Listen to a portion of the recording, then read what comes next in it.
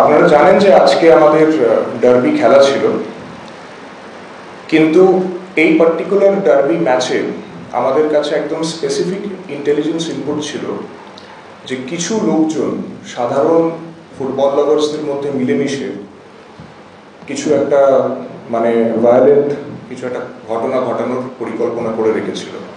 আর এটার পেছনে আমরা যে ইনফরমেশনটা পেয়েছিলাম সেটা হচ্ছে কিছু লোকজন, কিছু অর্গানাইজেশনস, কিছু গ্রুপস এটার মধ্যে ছিল যারা চেয়েছিল যে ওই দিন আর কি স্টেডিয়ামে একটা বিশৃঙ্খলা তৈরি করে।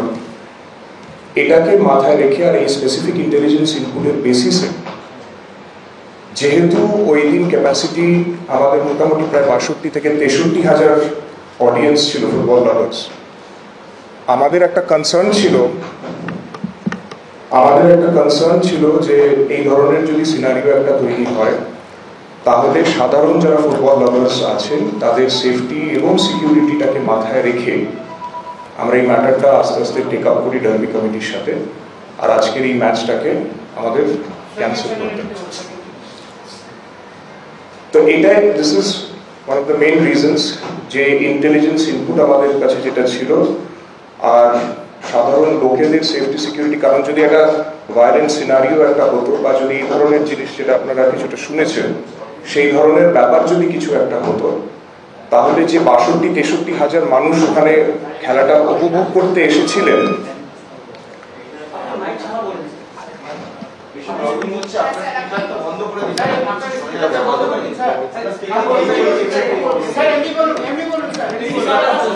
ঠিক আছে আমি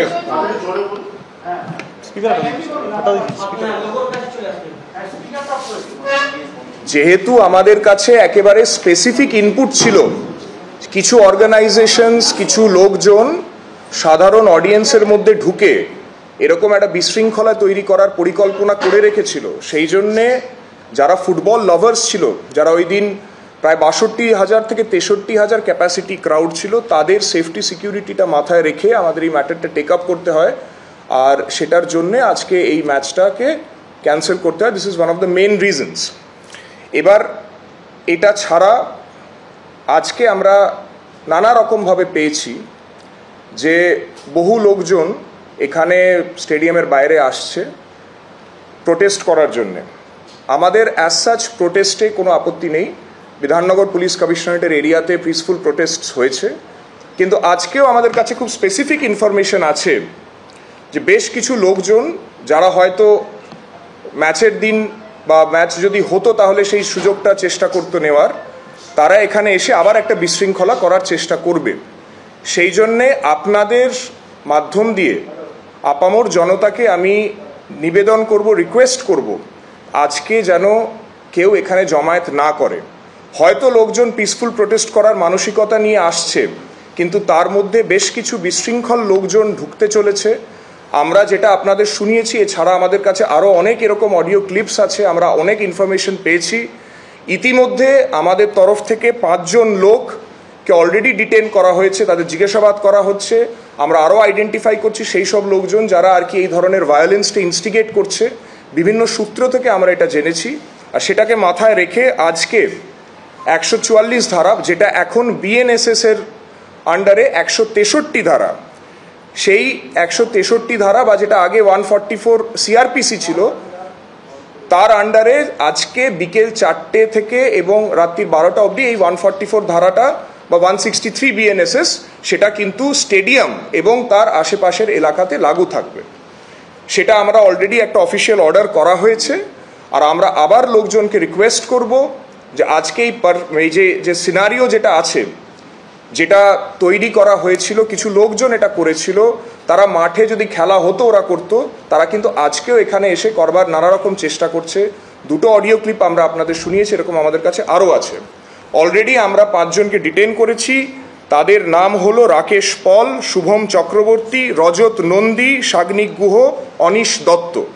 এছাড়া আমাদের টিমস আরও এই ব্যাপারটাকে ওয়াচ করছে, এটা জানানোর জন্যই আজকের এই press brief. Thank you. Rakesh Pal, Shubham Chakraborty, Rajat Nandi, Sagnik Guha এবং অনিশ দত্ত, এদেরকে আমরা আরও জিজ্ঞাসাবাদ করছি। আর এদের সাথে মানে আর কে লোকজন আছে যারা এই ধরনের জিনিস করার পরিকল্পনা করছে, কারণ সোশ্যাল মিডিয়াতে আমরা অনেক কিছু পেয়েছি, এছাড়া অনেক অনেক তথ্য আমাদের কাছে এসেছে, তো সেটা আমরা দেখছি। কিছু কিছু বিক্ষিপ্ত গ্রুপস অর্গানাইজেশনস কিন্তু এটাকে ইনস্টিগেট করছে। সেটা আজকে যদি ডার্বি হতো সেটার একদম সম্পূর্ণ পরিকল্পনা ছিল, আমি কয়েকটা ক্লিপিং আপনাদের শুনিয়েছি। আজকেও দের আর সাম অর্গানাইজেশন, সাম গ্রুপস, কিছু লোকজন আছে যারা কিন্তু এটা করার চেষ্টা করছে। We are finding them out. আমরা অলরেডি অনেক কিছু পেয়েছি, সব কিছু হয়তো এই মুহূর্তে শেয়ার করাটা উচিত হবে না, কিন্তু আমরা অনেক কিছু পেয়েছি and we are already finding out many more things. Let us find those things out, আরও ভালো করে ইনকোয়ারি করে আমরা সেটা দেখি। Let me not go into that right now. আমার আপনাদের বক্তব্য না, আমি এক সেকেন্ড, আমাদের যেটা বক্তব্য হচ্ছে, আমরা রিকোয়েস্ট করছি টু দ্য ফুটবল লাভার্স যে তারা হয়তো একটা ভালো ইন্টেনশন নিয়েই এখানে আসছেন ফর সাম প্রোটেস্ট, কিন্তু there is a very high chance আজকের প্রোটেস্টে কিছু বিশৃঙ্খল এলিমেন্টস ঢুকে একটা ভায়োলেন্স করার চেষ্টা করবে। আপনাদের আমি কয়েকটা ক্লিপিং শুনিয়েছি, there are more such things. সেই জন্য আমি সবাইকে রিকোয়েস্ট করবো to refrain from coming to the stadium today. দেখুন, আমি আপনাকে বলি, এই জিনিসটা আমরা কিছু স্পেসিফিক ইনপুটের বেসিসে পেয়েছি, ঠিক আছে? সেটাকে অ্যানালিসিস করে, অ্যাসেসমেন্ট করে দিস ডিসিশন ওয়াজ কমিউনিকেটেড যে এরকম একটা সিচুয়েশন আছে। সবাই সব স্টেক হোল্ডার্সদের সাথে কথা বলে this decision has been taken, ঠিক আছে?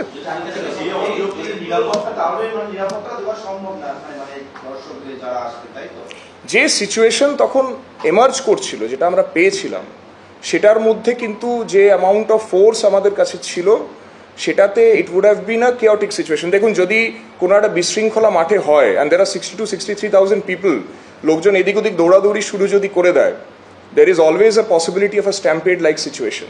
এটাকে মাথায় রেখে when I have an intelligence input and a specific one, যখন specific input আছে, তখন we had to communicate that and the decision was taken. Thank you very much.